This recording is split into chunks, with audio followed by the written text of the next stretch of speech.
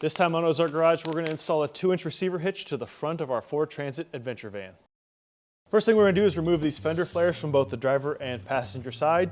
These are just held on with plastic clips. There's a couple on the inside here and then some that actually hold it to the metal this way.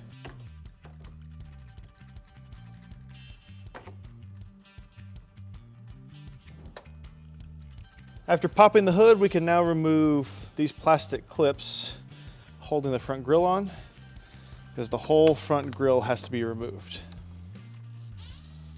The bolts holding the top of the grille in are 10 millimeter.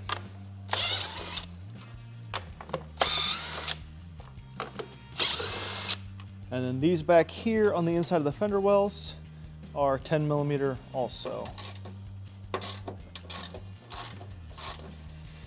Then we use a T30 to remove both headlights. It should slide forward and have a little rubber thing like this and up. You can undo the 3 wire connections holding it to the chassis. Next, you're gonna need a T25 Torx to remove this black plastic retainer plate underneath the headlight.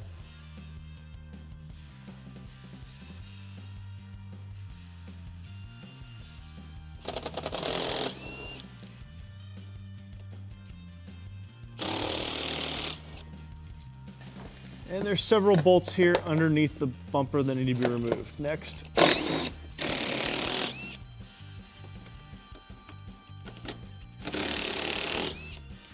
the last 2 bolts for the splash guard are kind of way up in there. So you're gonna need a long extension to get to them.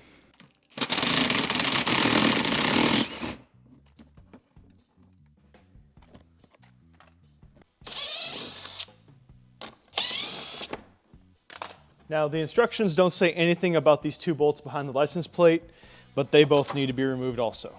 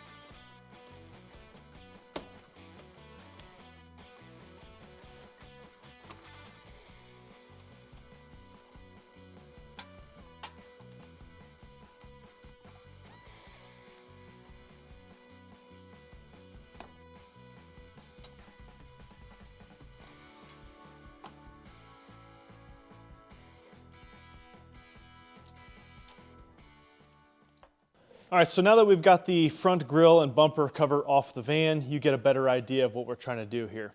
So this is what they call the top cross member on the van here, and this is the bottom cross member. The hitch is going to replace the top cross member with a much stronger unit, but really what I'm after here is a front recovery point. So our van is an all-wheel drive. It has a limited slip rear differential. It's probably the most off-road capable configuration you can get from the factory, but there's no recovery point on the front, no hooks, nothing, so that's the purpose of the hitch.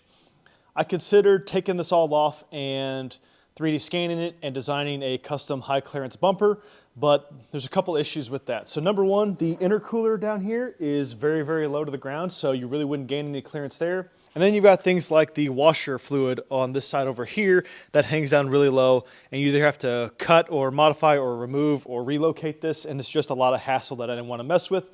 And the plan is not to off-road the tow rig. The plan is to off-road what the tow rig is towing or what's in the back.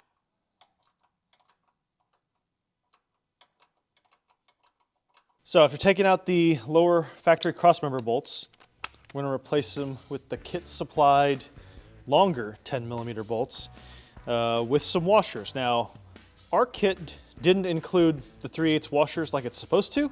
They don't fit on the bolts. So I had these in the parts bin. So be prepared, that may happen to you.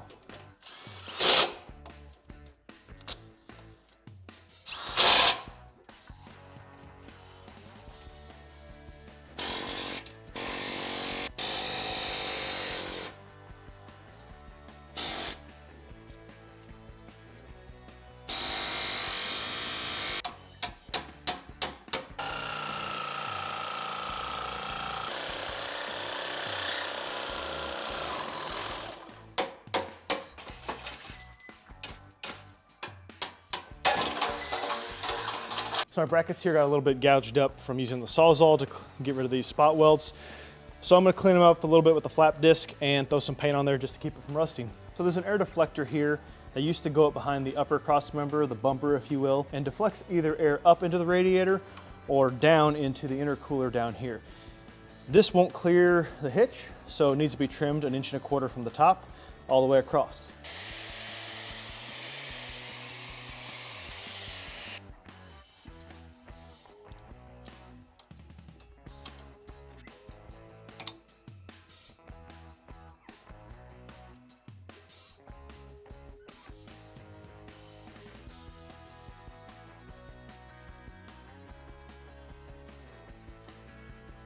Okay, so the hitch is now loosely installed across the front of the van here. The hitch also includes some brackets to tie it into not just the original upper crossmember brackets, but connect down here to the lower crossmember also. So that's why we replaced the bolts down here with longer ones. This has to sandwich the lower crossmember and then tie into the hitch up here. So this mounting system should be as strong as you can get using factory mounting locations because it uses 8 on each side instead of just 4.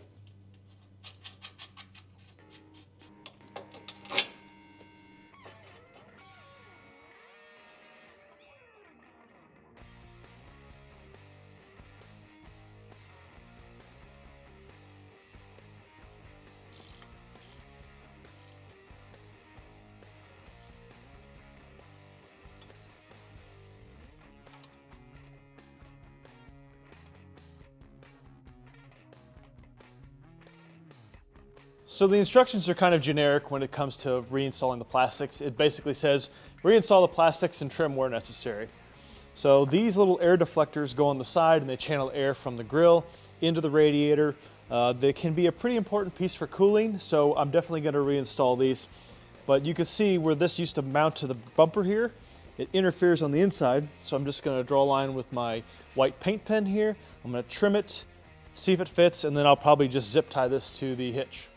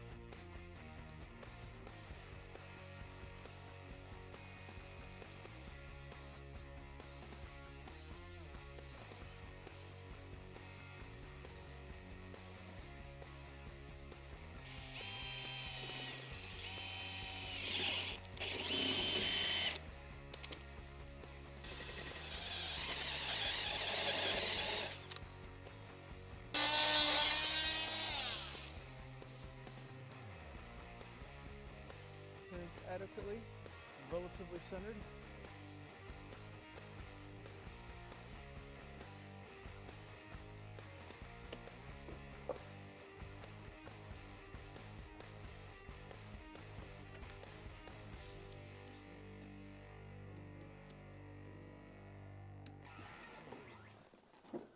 It's pretty good.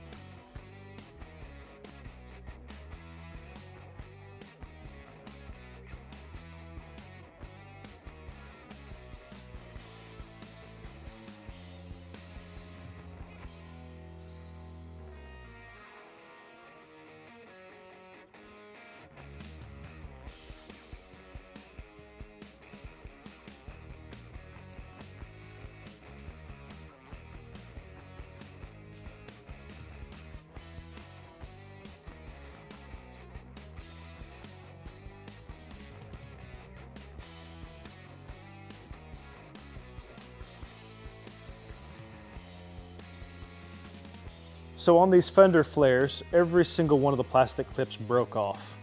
So digging through the Harbor Freight assortment here, looking for ones that are identical, there aren't any.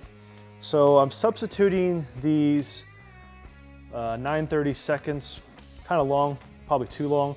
To fit them into these channels here, I need to trim the ends of them down. So they go from a perfect round to flat-sided, and then they just kind of snap in there in the center, and that should be fine.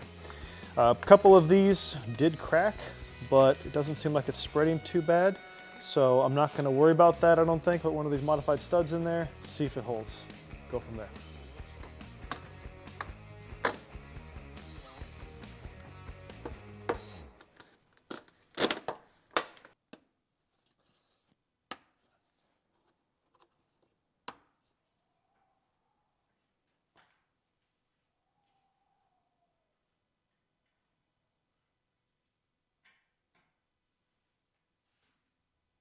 All right, so we finally got the hitch installed, and it took us about 6 hours, including a lunch break. And now with the pull of a pin, we can remove the license plate, and we have a recovery point that I hope we never need. If you have any questions, post in the comments below. Otherwise, please like and subscribe. Thanks for watching. We'll see you next time.